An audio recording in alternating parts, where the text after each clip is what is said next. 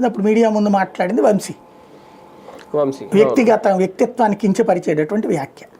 ఆ రోజు నుంచి పగతో రగిలిపోతున్నారు తెలుగుదేశం శ్రేణులు. ఆ రోజునే అతని చేత క్షమాపణ చెప్పించడం, లేకపోతే అది తర్వాత ఏదో చెప్పాడని కూడా అన్నారు, కానీ వాళ్ళు లైట్ తీసుకున్నారని కూడా అన్నారు. బట్ ఆ ముక్క నుంచి చాలా కసిగా ఉన్నారు. అంటే క్షమాపణ చెప్తే వదిలేస్తామా, వాడిని ఏం చేయలేమా అనేటటువంటి కసి తెలుగుదేశం వీరాభిమానులు, చంద్రబాబు గారి వీరాభిమానులు, లోకేష్ గారి వీరాభిమానుల్లో ఉంది.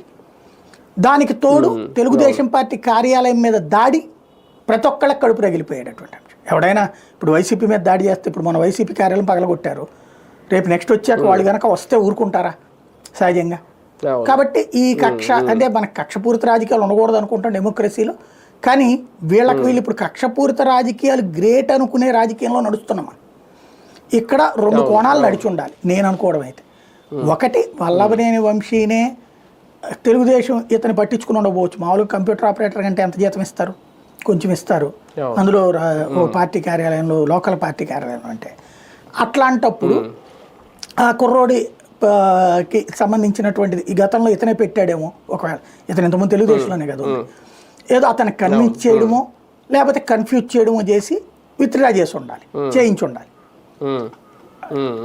ఆ ఆస్పెక్ట్లో ఒకటి జరిగి ఉండాలి.